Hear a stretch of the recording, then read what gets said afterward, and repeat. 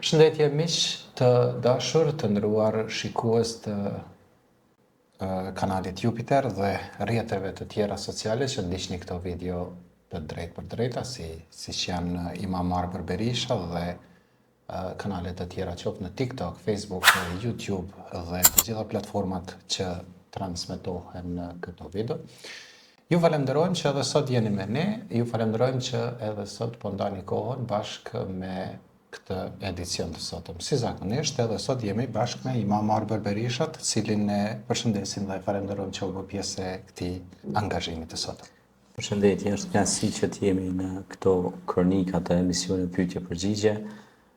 Me solej bre, dielli po shkëlqen, edhe është një ditë e bukur, pranvere, që do të thotë që njerëzit kanë synime progresiste që duan të ecin përpara dhe të përparojnë, edhe kombi ynë inshallah shqiptarët kudo që janë po përparojmë ndonjëherë, s'po jesim rrugëve pa udhëheqësie, pa njerëzie, pa kurrë hiç, po inshallah po mushëm mend ndonjëherë, edhe përparojmë si popull. Po, do të ishte mirë, sepse është një prej veprimeve më të mira që mund me bëni për zgjedhjen e popullit me udhëheq drejt. Fiks. Njohim nga Islami këtë që udhëheci i drejt ka shumë rëndësi. Shumë rëndësi. Edhe vlerësohet edhe nga populli, po edhe nga Zoti. Eksakt. Bukur. Sot do të ndalemi tek një çështje që shumica e bisedës do të zhvillohet mbi stresin, ankthin edhe problemet të cilat i sjell ky fenomen. Edhe është kogja shqetësues duke pas parasysh që shumë njerëz janë të prekur në këtë aspekt. Prandaj unë do të nisja me njerë me pyetjen e parë, çfarë është stresi dhe ankthi në periudhën bashkëkohore për individin? Shiko, stresi dhe ankthi janë zbulime të reja të epokës moderne nga shoqata e psikologëve botërorë, të cilët e kanë gjetë një emërtim të kësaj, domethënë të këtij fenomeni ose kësaj fushë studimore. Logos do të thotë shkencë, psiko do të thotë psiqika ose mendja e njeriut, domethënë ata janë munduar me ja lënë një epitet ose një emërtim, një emërus këtyne smundjeve të shekullit 21, po edhe vimësi. Nuk do të thotë që edhe në të kaluar nuk kanë qenë këto, se edhe në të kaluar njerëzit kanë pas, do të thotë, dyshime, vezveze, stres, ankth, treguohet në të kaluar, për shembull, njerëzit janë zgjuar nga gjumi duke bërtit, ose kanë pa ëndra të trishtueshme dhe kështu me radhë. Pra, këto fenomene kanë ndodhur edhe në të kaluarën, po nuk i kanë quajtur stres, ndoshta i kanë quajtur ndryshe, ndoshta i kanë quajtur sehira, ose i kanë quajtur ku me ditë se i kanë quajtur, ose ku di se kaluarën se si i kanë emërtuar, sepse njerëzimi nuk është këto 20 vjet të fundit, as këto 30 vjet të fundit, njerëzimi është sa ku nuk daton më, domethënë historia e njerëzimit është shumë e lashtë, flitet fosilet për shembull me mijëra, mos them miliona vjet. Për shembull fosilet e peshqve janë thuhet deri miliona vjet datojnë, peshqit e vjetër që kanë një specie e peshqeve. Pastaj ankthi dhe stresi normalisht që janë fenomene shturse, fenomene që shkaktojnë kaotizëm tek njeriu, pra tek njeriu shkaktojnë trazira. Kur them trazira, do të thotë që njeriu ka një jetë të disiplinuar, edhe pse ndoshta në realitet e ka një jetë shumë disiplinuar, nëse shohim de facto, po në realitet jeta e tij është katrahur, sepse ndoshta ai shkon 6 mjesit pune, kthehet në 6 masdite ose han buk me orore, kriti ka me orore, po stres ka. Do thot stresi a ha ata pijet, a shikohet, nuk shikohet. Por vrejtohet, kur e shef njeriu, e shef se është i shqetësuar vazhdimisht, edhe është një diçka e brendshme, pra i takon ilmu batinit, brendësisë njeriut, E për këtë gjë, Islami i ka dhënë do përgjigje shumë të bukura për stresin dhe ankthin. Nëse keni brenga, ka thonë Resulullahi ynë, sallallahu alaihi wasallam. Pra nëse keni brenga, ka thonë, mi përdur disa fjalë të cilat e largojnë stresin dhe ankthin. Tash e mund pyesin dëgjuesit cilat janë ato fjalë. Ha? Pra, është një fjalë shumë e thjeshtë, por shumë e fuqishme. Hasbi Allahu la ilaha illa hu alayhi tawakkaltu wa huwa rabbul arshil azim. Ka thonë pejgamberi alayhis salam, nëse e thuni këta, i thuni lam të mirë çdo breng. Sepse stresi është breng, ankthi është breng. Është mundim për jetim, sakëlldi, siklet, si thoni ju. Pra, këto është shumë e rëndësishme. Pra ka thonë hasbi Allahu la ilaha illa hu alayhi tawakkaltu wa huwa rabbul arshil azim. Me mjafton mu pra kush? Allahu si ndihmtar, krijuesi im më ndihmon mua. Pra kur jeni shqetësimin më të madh, stresin më të madh, merr frym kështu, lirshëm, e merrni një frymëmarrje të qetë kështu, pa u nxitua, e thu hasbi Allahu la ilaha illa hu. Pra e thu me arroh, me shpirt. Edhe ndjen pra atë nuk e thu me al-lisan, nuk e thu vetëm me gjuhë, por e thu me tërë qenjen tonë, pra, dhe krijon atë percepcionin e mbështetjes dhe tevekulit. Pra se kjo është tevekul, mbështetje tek Allahu te barekuhu teala. Pastaj pejgamberi alayhis salam ka thonë edhe një tjetër që në lutje tjetër shumë e shkurt, po me kuptim shumë të madh, ka thënë la hawla la quwwata illa billah. S'ka forcë as fuqi më të madhe se fuqia e Allahit. Pra sa do të që ty ndoshta të bëhen fund kajherë kështu, lidhen me veti, edhe kajherë ta hupin topin, fillin, ndoshta jenë zyret, ka shku një dokument atje, një atje, edhe tash ti hajde, merru me të dejti renditësh gjitha zbashku, tu ka kriju një lamsh i madh aty, ti tani nalesh pak, la hawla la quwwata illa billah. Nuk ka forcë as fuqi më të madhe se fuqia e Allahut. A ka forcë më fuqi më të madhe se fuqia e Zotit? Absolutisht që s'ka. Pra që jep me tregu që ndalu pak, qetëso, merr veten me të mirë, edhe fillo nga dal ti marrësh pra punë me qetësi, me maturi, me adulteri, me pjekuri. Pra këto kanë qenë disa lutje që i ka bë vet i dashtuni ynë, Muhammed alayhi salatu wassalam, i cili shpesh herë ishte shumë i qetë, pra edhe në raste edhe kur ishte pra pikëllime të mëdha, në vështirësi, edhe në shpellën hira, edhe kur armiqt donin ta e kishin rrethuar dhe donin ta likvidonin, ai prap nuk dorëzohej, never give up, nuk dorëzohej asnjëherë. Pra, pastaj ka dhe shumë raste kur ishte me Abu Bekrin në shpellën hira, ra një zymtësi ashtu dhe i tha Abu Bekrit, i tha la tahzan inna Allah ma'ana. Ashtu dhe ajet kuranor ky, mos u shqetëso, mos u brengos, Allahu është me ne. Pra të gjithë ata të cilët kanë stres ose breng ose depresion, ju themi që nga ky moment, la tahzan inna Allah ma'ana. Mos u brengosni, Zoti është me ju.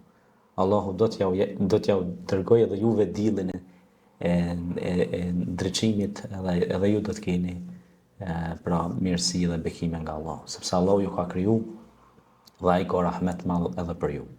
Prandaj këto lutje ju kisha propozuar të gjithëve që i preokupon stresi, ankthi, depresioni. Mirë po.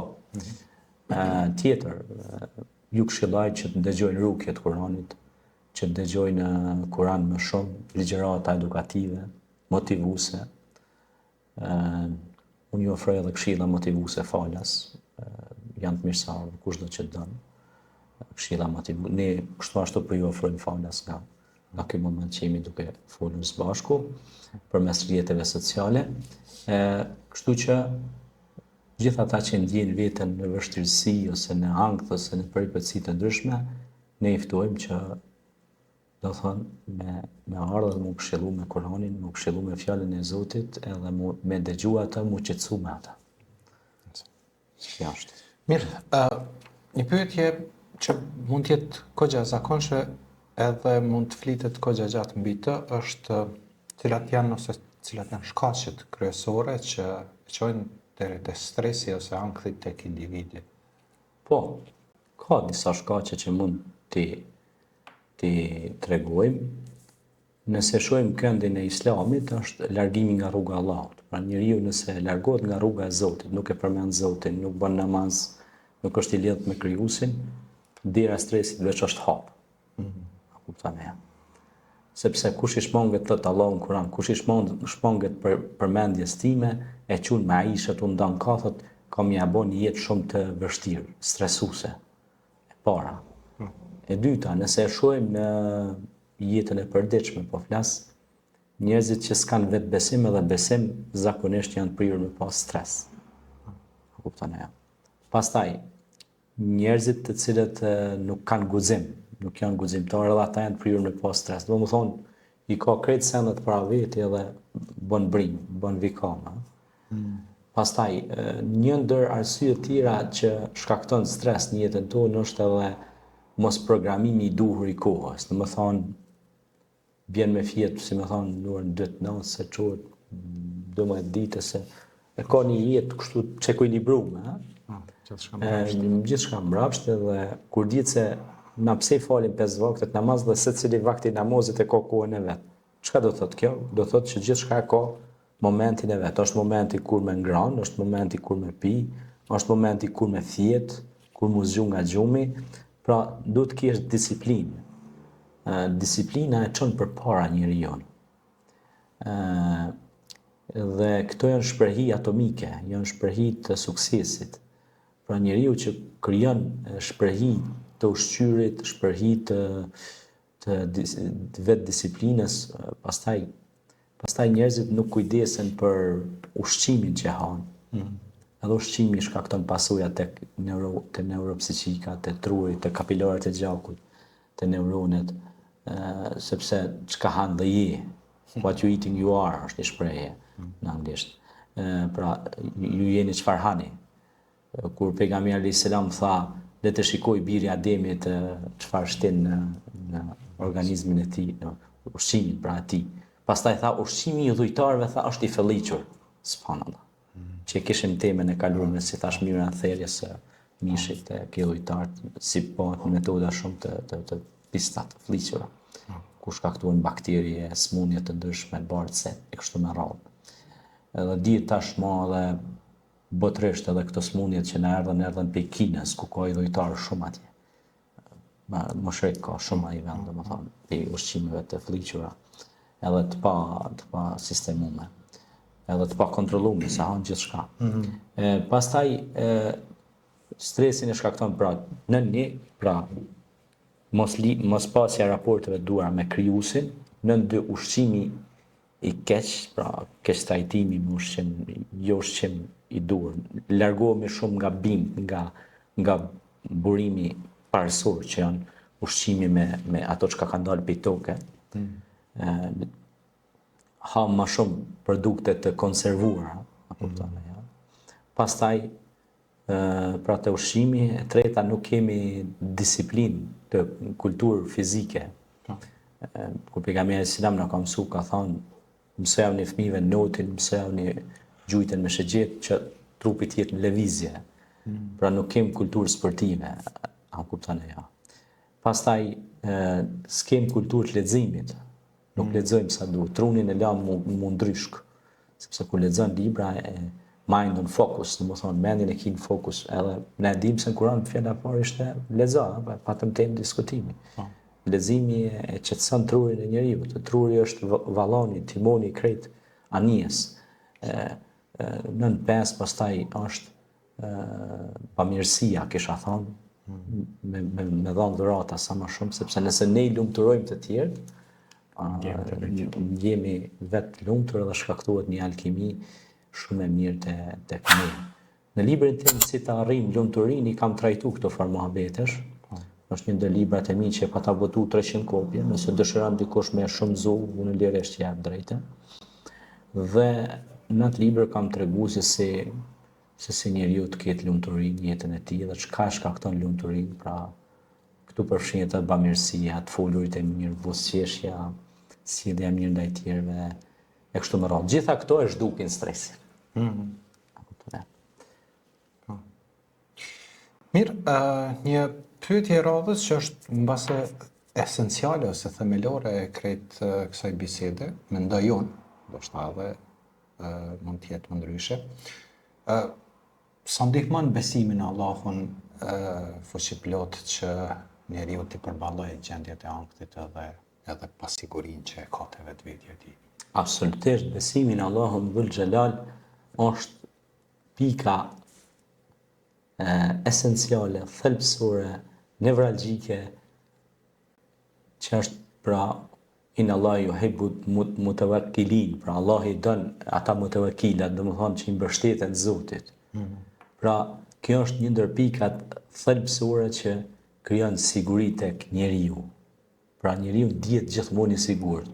A ke pa ka herë shpesh herë ne kemi momente që ndjehemi si të vetmuar, për shembull, edhe pse ki fëmijën, ki gruan, ki familjen, ki ndoshta i e kabile e madhe, fisi i madh, po ka herë të kap një far hutije kështu edhe thu jam vetëm, a kupton?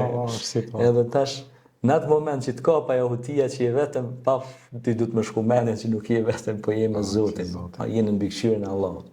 E këtë mas mirë ti na kujton ajeti kuranor në surën Duha, kur Muhamedi alayhis salam mendoi se ishte një kohë gjatë që nuk i zbritëshin ajetet Kuranit edhe zbriti surja Duha. Dhe i tha, Zoti yt nuk të ka lënë as nuk të ka braktisur. Pra i zbriti Muhamedit alayhis salam pra për me i tregu që Allahu nuk të ka braktis. Pse është një kohë që nuk të kanë ardhur ajete, nuk do thotë që Zoti ty të ka braktis, subhanallah, ha? Pra për me i dhënë atij kurajo në misionin e tij për të arritur sukses në përhapjen e fjalës dhe veprës së mirë. Prandaj tevekuli, mbështetja tek Allahu, besimi dhe lidhja me krijuesin i largon gjendjet ankthioze ose gjendjet depresive, depress. Është ajo presioni, sikur ajo tenxherja se ai sahani që vlen edhe s'din ka. Edhe tash ti e vendos dorën Bismillahirrahmanirrahim, ha? Qetëso. Që i thonë, pra, merë vetën me të mirë, ha? Kështu, fix, ja, take it easy, merë qetë, fix. Edhe kjo është pra që gjitha lutjet që në bëmë për shembull ka dhe shumë lutje nga Kurani që flasin për qetësi. Për shembull, është për çështjen e kulubit, thotë, ala bi dhikrillahi tatma'innul qulub, qetësohet zemra me përmendje të Allahut, pra. Kur përmendet Zoti vazhdimisht, pra zemra është e qetë, trupi është i qetë, mendja qetësohet.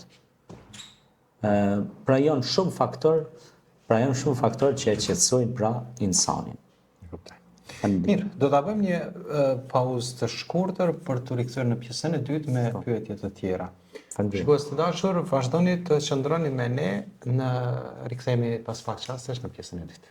Miq dashur, të nderuar shikues të kanalit Jupiter dhe gjitha rrjeteve sociale që na ndiqni. Jemi rikthyer në pjesën e dytë të bashkëbisedimit me imamin Arber Berisha, të cilin e rifalenderojmë për rikthim në pjesën e dytë. Faleminderit për kontributin tuaj në pjesën e parë dhe përgjigjet që i dhat. Faleminderit. Do të vazhdojmë në fakt me pyetjet e radhës dhe një pyetje kogja qendrore për përditshmërinë e njeriut është çfarë roli luan namazi dhe dhikri ose përkujtimi i Allahut në menaxhimin në përkujdesin ndaj stresit dhe ankthit. Po sigurisht se pesë kohët namaz tregoi pejgamberi alayhis salatu wassalam e mori shembull sikur një njeri shkon pranë një lume dhe lahet 5 herë në ditë tek ai lum. Tha do të mbetej pa pastërti tek ai njeri. Zakonisht pa pastërti dhe ndotësit që janë qofshin ato interne dhe eksterne, në brendshme apo të jashtme tek njeriu, ato shkaktojnë peshë rëndësi. Domethënë, kur them peshë rëndësi e rëndojnë kurrizin ose barrën e njeriut, e rëndojnë edhe shpirtin e njeriut, pra mëkatet ose në dytësitë. Se mëkati ngjason në dytësisë, në dytësirës. Sukur njerëz që thonë të na është i zhyt, ose është i palom.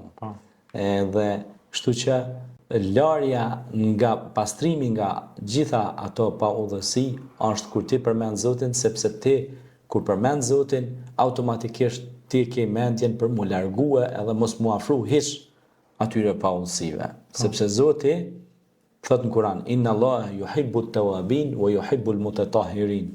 Allahu i don ata që pendohen, që bini istighfar, astaghfirullah, kërkojnë falje, por i don edhe ata që pastrohen.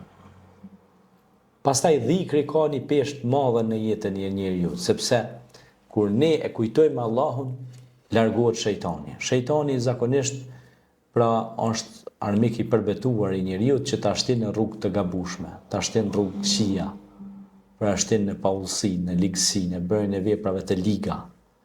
Kur ne tani e kujtojmë Krijuesin, normalisht ne ja japim një mesazh trurit ton, mindsetit që ka dalë se është një krijues që të mbikëqyr, ta dish që kjo është haram e kjo është halal.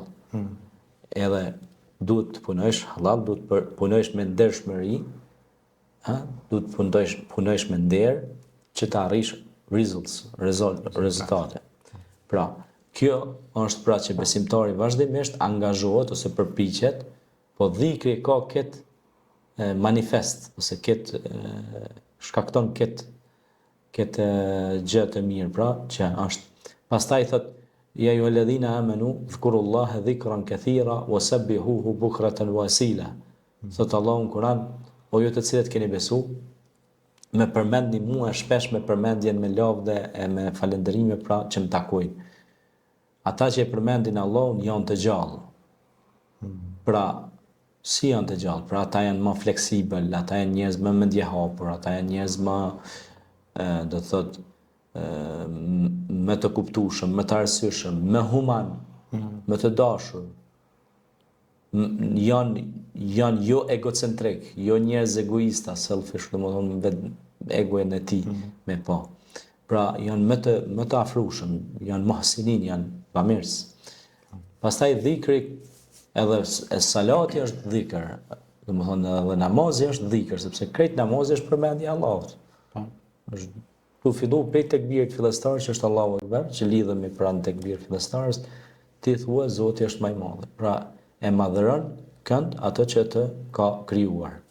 E çaja Allahu Akbar, ngritja e duarve në pozitë të tekbiri fillestar, është ngritje shpirtërore.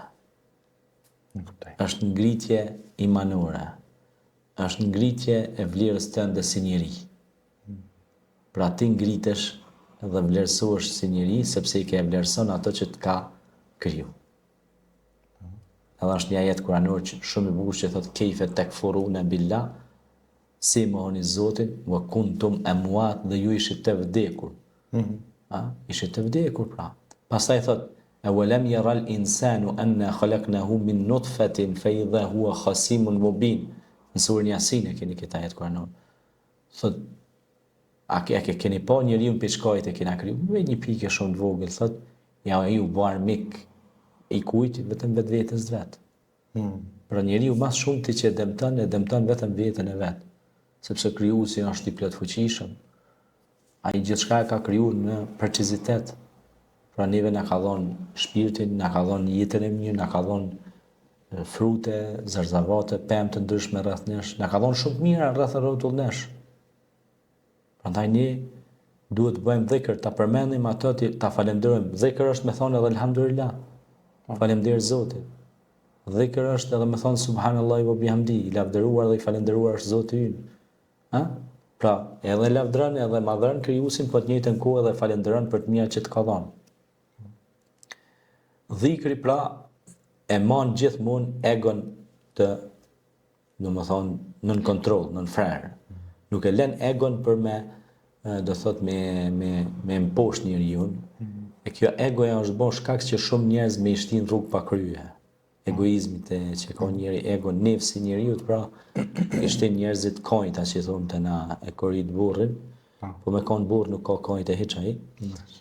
Kështu që kjo është domethënë shumë interesante sepse egoja i ka bën shumë njerëz që të dalin shinave të trenit, për binarëve të trenit, edhe kjo nuk është e mirë, prandaj dhikri është një lloj çekiçi, si ai çekiçi i gjykatësit ose prokurorit që i vjen edhe e mbyll case çështjen. Më kupton ajo? Kjo është pra mbyll si çështjeve të këqija. Pra dhikri i mbyll, nuk i lën me hap gojen. Tak, e bllokon atë helmin, domethënë, është ose më i ngjan atij antibiotikit që i mbyt virusat e këqij në trup ose mikroorganizmat e këqij. Dhikri është ilaç, është penicilin, është qetësim për zemrën, është dhikri është përmendja e Allahut, e nuk wala dhikrullahi al-akbar thot Zoti në Kur'an. Gjëja më madhore, akbar, domethënë kur thot akbar është superlativ. Wala dhikrullahi al-akbar thot Allahu në Kur'an.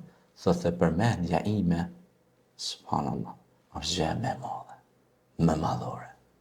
Domethënë, paske botë një firme 100.000 punëtor, ha? Gjë më të madhe se kjo s'ka normal në aspektin material.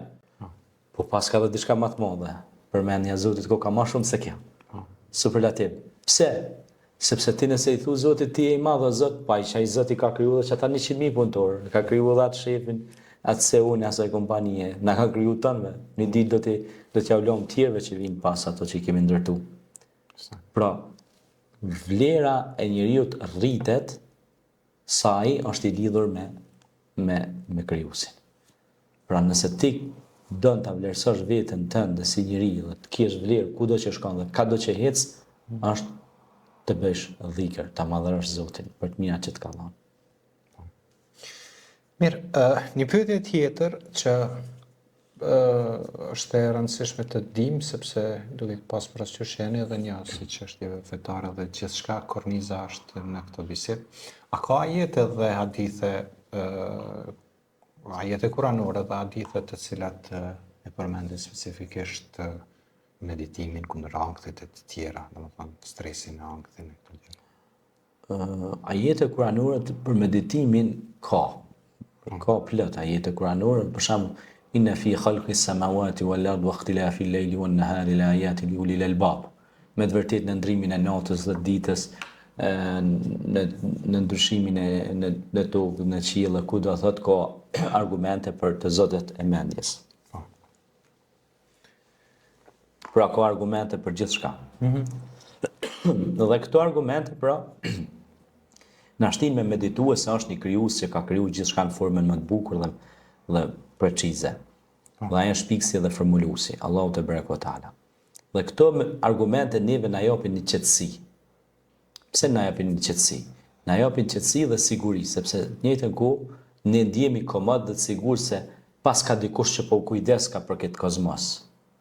Sepse tash na mendojmë vazhdimisht, po unë tash bi me fjet, po mundet tash me marr kodra, ajo kodra se kam si për shtëpis me mra mi kry. Po Zoti thot wal jibala autada, na i mojmë thot ato kodra në mënyrë statike. Pra ne jemi kujdestarë të tyre. Pra tash ti ne je i sigurt se edhin se i Zoti shtëpisë është absolut. Edhe kështu që ai ke pa një fry me fry, thoshin përpara plesht, a thon na gjun kulmin e shtëpisë, kanë sleshin gjithë natën rahat sleshin. Se mos po na bje kulmi në shtëpisë në kry. A kupton? E kështu subhanallah, ti flan rahat, flan qet, pse se e din që është një krijues absolut që të mbikëqyr ty, po e mbikëqyr edhe këtë univers, a? Edhe pastaj ti e krijon ndjenjen e sigurisë, je i sigurt. Pastaj Allah ka lënë sigurinë edhe tek njerëzit, kuptohet, të organet e sigurisë. Po Ne për shembull si qytetar ju kemi besuar institucioneve të sigurisë, ushtrinë për shembull, kemi ushtrinë, kemi policinë, kemi organet e sigurisë që ja u kemi besuar, domethënë sigurinë tonë, ne paguajmë taksa, edhe kompania jonë këtu paguajnë taksa, peq aty në taksa dhe ata zotnit marrin rroga. Po unë kur të thirrja ato në telefon ai kam më përgjigj, pse? Se e ka detyrë që ato. Nuk ju ka lypin unë një nder me ma bo ati, nuk ka lypin një obligim qytetar me kry ndaj meje, a kupton? Për shkak se unë për taksave të mia ose për taksave tona, se jemi taksa pagues qytetar, si qytetar, pra ai duhet të jetë i obliguar dhe është i obliguar për me na kriju sigurinë aspektin toksor po flas, çka e punë mbulon. Se çka s'mund e mbulon, normal është ai është krijuesi që mbulon aspektet teknike. Teknike. Kështu që janë këto. Pastaj pra ka jetë se nurihi me ayatina fil afaqi wa fi anfusihim hatta yatabayana annahum annahu al-haq. Pra ju do të shihni argumentet tona në horizonte, në mos në horizonte dhe në vetët e juja, pra që me na shtime me ndu, pastaj ka shumë ajete që thot efela ta'qilun, a nuk po mendoni, efela tubsirun, a nuk po shikoni, pra që na me pas shikim vrojtus, me pas mendim analizus edhe meditus. Pra vazhdimisht këto ajete kuranore na thrasin për me meditu dhe mu qetësu dhe mu relaksue dhe mu ndje komod se është një krijues i cili na mbikëqyr, i cili është والذي هو خالق كل شيء, pra ai është i cili na ka kriju neve dhe ka kriju gjithçka rrotull nesh dhe gjithçka që e ka kriju me saktësi dhe precizitet dhe në shërbimin ton si njerëz. Ai është edhe Malikin Nas, Zoti i njerëzve, i cili ka kriju njerëzit edhe pra ne si njerëzit drejtohemi atij, pastaj ka edhe shumë ajete që ne kërkojmë mbrojtje, pra që Allah na mbroj nga njerëzit e ligë, pra që është ilahin nas, min sharril waswasil khannas, min arrujt për sherrit njerëzve që janë shargji, janë dëmtues fatkeqësisht, o kanu shayatin min al-jinni wal-ins, pra janë shejtan që u flarg për gjinëve dhe për njerëzve, si thomë në nguca keq. Kjo është shumë e rëndësishme, pra që të meditojmë rreth këtyre ajeteve dhe padyshim përgjigjen e gjejmë këtu.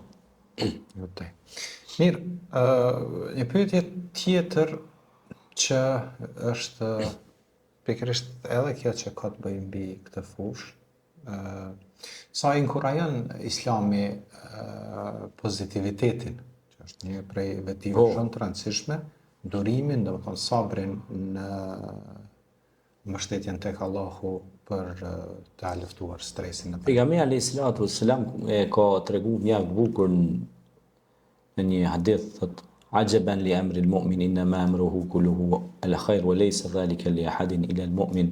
E çuditshme dhe habitshme është puna e besimtarit, kur flet mirë, kur mendon mirë, kur vepron mirë. Tona pra i shikon kondin e mirësisë së pozitivitetit. Në perspektivën pozitive. Wa laysa dhalika li ahadin ila al-mu'min, dhe kjo i takon vetëm se besimtarit. Inna rahmet Allahi qarib min al-muhsinin, rahmeti Zotit, mëshira e Zotit është afër bamirësve, bërësve të mirësisë. Bërja e mirësisë shkakton efekt pozitiv. Pejgamberi alayhis salatu wassalam vazhdimisht pra mendonte pozitivisht për umetin e vet. Ishte optimist edhe ndoshta edhe në kohë lufte. Edhe në kohët më të vështira ai gjithmonë i shifte gjërat në këndin e perspektivës. Pra i shifte i vrojtonte në spektrin e pozitivizmit. Njeriu më pozitiv që mund të ketë takuar pra njerëzit në ato kohë ka qenë vetë Muhamedi alayhis salatu wassalam. Islami vazhdimisht na mëson që të mos bëjmë biles, edhe është edhe një hadith tjetër pejgamberit alayhis salam kur është rasti për vdekjet ose për mortet, kur vdes dikush, Islami e ndalon mallkimin, shierjen, grithjen e fytyrës, bërtimin, vikamen, domthonë kobin me një kob. Për shkak se ka raste në disa vende si kur vdes dikush bërtasin e i bin veti, janë të tradita, disa popull i kanë ato. Edhe ti nuk mundesh ato tash me gjallë, është më ai ka marrë çështja tina. Inshallah Allahu e ka bëu pe banorëve të xhenetit. Pra pejgamberi alayhis salam e ka ndalu këtë sjellje negative, pra po flas. Po tash nuk është rastisht se e kallzova këtë se. Sepse kemi raste edhe kur nuk o di kërkush, po thjesht dikuj ndoshta orzupi karrike ka lëndu komën, quhen 20 vjet kom këtu bë kuku. Ka dalë vërse. Qërë dashti, na njerëz jena bëva ki e vrojmë pak komën, shkojmë pak futim pak ato kontrollat mjekësore dhe e kalojmë situatën, pra mos bë panik. Pra panik bojnë shumë populli, ne kanë marak paniken Mos flasim për kaosin, se kaosi është pak ma bot meti. Kjo është pak ma ndryshe, po nuk bën me bë panike, me bërtite, me olurit, me marr pak senat ma qete. Ne jemi njerëz, gabojmë, mërzohemi, çomi, na mërgjumi, na bjen të lekt ndonjëherë. A bedin ajo. Kemi pas raste tu knu kuran tu lut, bam i krat lekt. Kanë bërtit. Mos bërtit, mos kur gjë së ndodh, prap çohet me emrin e Allahut. Nëse s'çohet, inë lillahi wa inna ilaihi rajiun. Kena me çu me varros si më i miri burr. Edhe është ajo, na jemi njerëz, na kop kutja, na mërgjumi, siç jetu na bëst mërgjumi, apo kupton ajo? Pra, këto janë sena që i ndodhin çdo krijese. Mirë po, më rëndësia është mos me hita i hadithi që ka thonë pejgamberi alayhis salam, nasu niyami dha mamatu intabahu. Njerëzit thot janë gjumë, shumica prej tyre janë gjumë, kur të vdesin ju del gjumi. Është një hadith shumë interesant ky. Do thonë që vdekja jam nxjerr ke gjumin shumë njerëz. Është shumë interesant ky hadith, edhe shpesh herë kur e lexoj, thon si ka mundësi ky hadith kaq i bukur dhe kaq me ngjall një kurreshtie interesante për shkak se sa bukur e ka thënë Resulullah sallallahu alaihi wasallam pra që vdekja jam nxjerr gjumin shumë njerëz. Domethënë që shumë njerëz sot ecin nëpër tokë dhe s'dim pse ka ecin, edhe ku ka shkojnë, edhe çka është qëllimi i jetës tyre, edhe për çka kanë ardhur këtu. Nuk e di na. Më vjen shumë keq për këta njerëz, sinqerisht, na i shohim me synin e mëshirës dhe keqardhjes. Nuk e din pse çohet pe gjumi, nuk e din which is the final destination, që një destinacioni ti i fundit për jetën e tij. Çka do të lëj pas në gjeneratat që do të vinë, ose çfarë do të bëjmë, kush është. E këtë përgjigje ja ka dhënë Zoti shumë bukur këtyne pesimistëve, një përgjigje të bukur ja ka dhënë këtyne që i ka stresi shumë dhe kanë depresion shumë, ju thotë e të dhebun. Ka e ka shkoni kështu, ka e një të ka pa shkoni kështu, qa po rreni zëmt, tu kajte, tu vajtua, tu mjerua, shka po dalim, çka është kjo muhabet kështu, subhanallah. Allahu e kalon jetën hayat, vetë fjala hayat do thotë jetë. Ki paqëm në Prishtinë që apo jetë, apo është Prishtinali. E keni një shprehje të bukur kënaj. Edhe kështu që domethënë jetë e ka thonë Zoti në Kur'an, hayat. Pra domethënë, sa të jetosh, të jetosh deri në pikën e fundit. Pastaj vdekjen, do të vdesësh si besimtar, do të ndrosh jetë, do të shkosh inshallah në xhenet. Edhe do të kënaqesh me të mirat që Allahu t'i ka dhënë. Do të shka, po, është ashtu pesimiste. 700.000 rruga në fytyrë të veti ti kanë vrarë 20 anëtarë të familjes, apo kuptani. Nuk bën ashtu. Kur dihet se bosjesh janë, është sadaka. Duhet nisim për asaj që të Allahut jemi edhe tek ai do të Inna lillahi wa inna ilaihi rajiun. Pra ne jemi të Zotit, tek Zoti kemi më kthy. E vet bosjeshja që thash që është sadaka është pozitivica. Që tha pejgamberi selam, pra jepni pozitivitet. Bosjesh. Pastaj inkurajoj edhe te bukdhania, tha jepni ushqim, jepni dhurata me zeti, do të duheni, jepni selam njëri tjetrit, paqe, jepni afshu selama bainakum tahabu, shpërndani selam, paqe mes njëri tjetrit, do të duheni. Shka kjo fjala selam? Është selam kelama, selam fjalë që thonë. Jo selam fjalë, po selam aleikum, do thotë paqja dhe mëshira e Zotit qoftë me ty. Do mund ti po i dhuron paqe, qetësi, akomodim shpirtëror tjetrit, ha? Për këto mund të flasim një temë të caktuar, veçantë. Mirë, jemi edhe tek pyetja e fundit, edhe kjo është një pyetje goxha specifike dhe e rëndësishme. Cilat janë, thot disa gjëra që na mëson Islami për të zbatuar në përditshmërinë tonë në thjesht në përditshmërinë tonë për të larguar stresin edhe anksin. Një. Falje 5 kohëve të namaz. 2. Ushqimi me kohë dhe me rregull. Vizita e familjarëve, farafisit, normal, respekti prindërve. 4. 5. Bamirësia. 6. Ndihma ndaj reciproke në punë të mira. Vepra vullnetare, po flas kështu në përgjithësi. 7. Mos më marr me punë të hallkit. Më marr me punë që takojnë. Zakonisht njerëz që mirën me punë të tjerë gjithmonë kanë stres edhe janë të prekupuar. Për shkak se kanë harruar vetveten. E mira ai që harron vetveten. e mirë ai që e ka harru vetveten, e lumi ai që e pastron vetveten. Zoti thot Kur'an, qad aflaha man zakka, ka shpëtuar që pastroi vetveten dhe u mur me vetveten e vet. Aha. Pra kjo ka shumë rëndësi. Dhe këto pika, duke i shtuar edhe disa pika tjera, për shembull, të jemi më afër ushqimeve kuranore, ta quajmë ashtu. Kur them ushqime kuranore, për shembull Kur'an përmendet shega, përmendet mjalti. Yakhruju min butuniha sharabu mukhtalifun alwanuhu fi shifa'un lin-nas, Zoti në Kur'an për bletën, kemi lanë ilaç në barqet e tyre për bletën. Ushqimi i shëndosh. Më herët e përmenda dhe sportin, pra vrapimin, për shembull atletikën, notin. Pejgamberi alayhis salatu wassalam është shumë interesant, nëse marrim jetën e Muhamedit alayhis salam, ka ka vrapuar me bashkëshorten e tij, Aisha radiallahu anha, dhe kanë bërë gara shpejtësie së bashku, kanë dalë, kanë ecë me bashkëshorten e vet. Sot me bë me dalë, për shembull me gru, hoxha ko ka tranu, ose mësuesi, se po di çka. Po, do të thonë, janë bërë qaq utopik, janë bërë këta njerëz, thu veti këta janë meleq, ose janë ku e diun evliat e Perëndis, po ku ti këshysh në realitet janë kurkun hiç.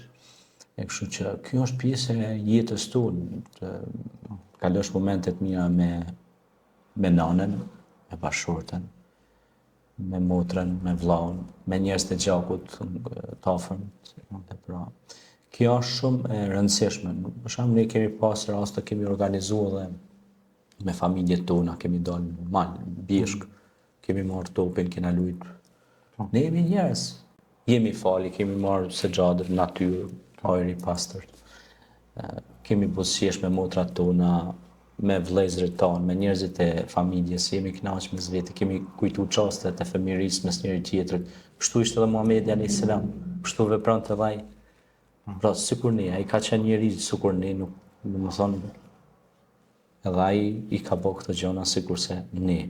Ne kemi edhe ato shembull, pra, që ka qenë gjithmonë i buzëqeshur, gjithmonë ka qenë pozitiv, optimist, jo si t'ulesh me ta me dikajt 100.000 brenga, thu vete, u bo kiameti dunjas. Beshiran më nadhira, pejgamberi erdhi thot si përgëzues, si lajmtar i mirë, për mi përgëzu mjetin që kanë ata që besojnë, besimtarët, pra, që kanë shpëtim këtë botë edhe në botën tjetër. Kjo është. Mirë, unë të falenderoj shumë, ishte shtjellimi një çështje goxha interesante, siç e thënë në fillim të këtij bashkëbisedimi, është një problematikë që po prek shumë, jo vetëm shoqërinë shqiptare, por shoqërinë ose njerëzimin në mbar botën. Po shpresoj që do të ritakojmë në programet e tjera. Unë të falenderoj për kohën që ndave bashkë me ne sot. Faleminderit Avne, gjithsesi, pra, me sa mujta me kuptu nga gjitha pyetjet që me bën një rikapitulim kështu në tërësi, ankthi, stresi, depresioni largohen duke lexuar Kur'anin, duke dëgjuar Kur'anin, duke marrë shembull jetën e dërguarit Muhammed alayhis salam, dhe të gjithë ata që duan, pra, me qenë ma pranë me Kur'anin, me dëgjuar atë, le t'i afrohen fjalës Zotit dhe njerëzit që janë, pra, që studiojnë Kur'anin dhe që e promovojnë, pra, jetën e dërguarit Muhammed alayhis salam, po edhe shokëve të tij, po edhe jetën e evlijave, njerëzve të dashur të Allahut që kanë mësuar vazhdimisht njerëzimin me fjalën e Zotit. Kjo është. Ma shumë lehtë.